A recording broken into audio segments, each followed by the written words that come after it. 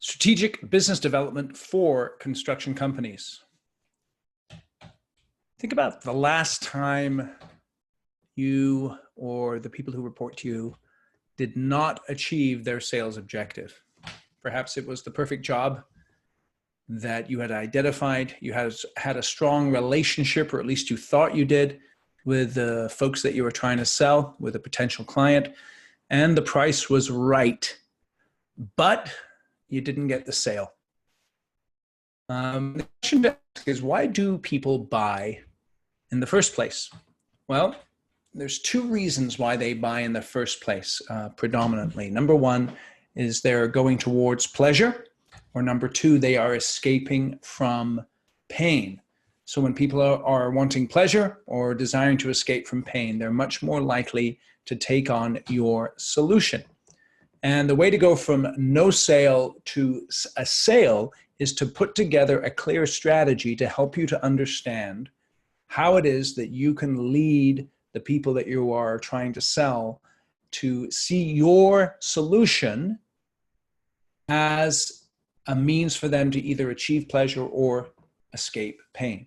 But before you can do that tactical stuff of making that kind of presentation, you have to have a big picture strategic perspective. And that's why putting together a clear strategy with 4 simple steps can be very effective. So number one, you have to understand your position in the sale or with the client and identify a clear business development objective.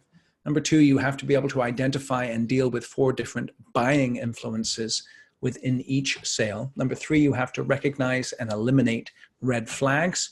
And number 4, you have to spot 4 key customer attitudes that can either make or break a sale. So let's take a look at the first one, how to understand your position and identify a clear business development objective. Whatever it is that folks are trying to sell, they're always in a particular position in that account or with regards to that account or that opportunity, and they have a particular sales objective in mind.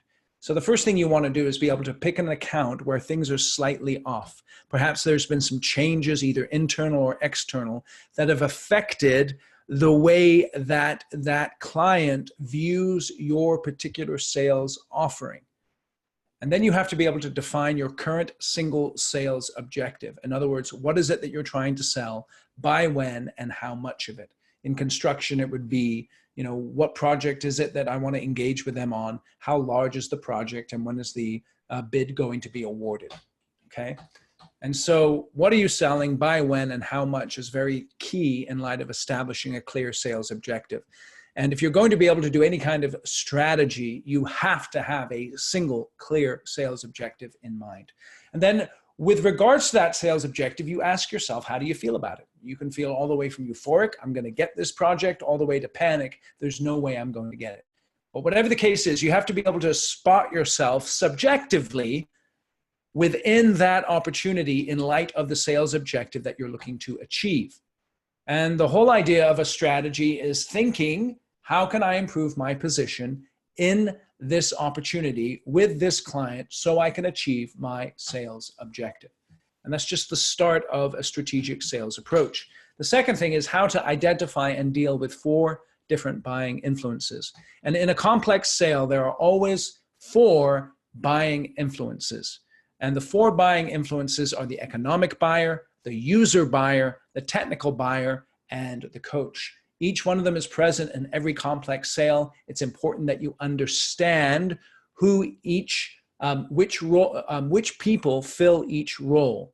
And a lot of times the reason why people miss sales is because they misidentify or don't even see who those particular buying influences are.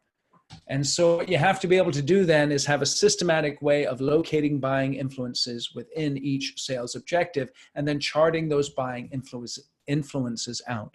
So you have your economic buyer again, your user buyer, your technical buyer, and your coach.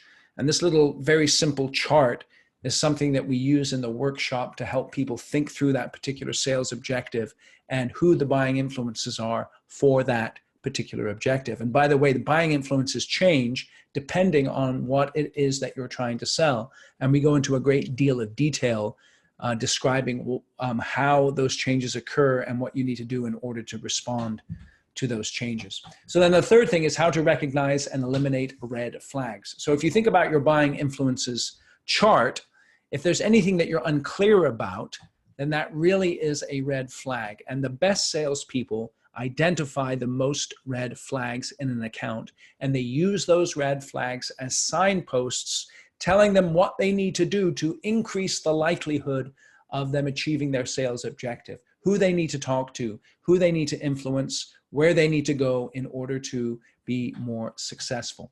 And then the final aspect of a strategic sales approach is how to spot the 4 key customer attitudes that either make or break a sale. And those 4 attitudes are either growth mode, trouble mode, even keel, or overconfident, okay?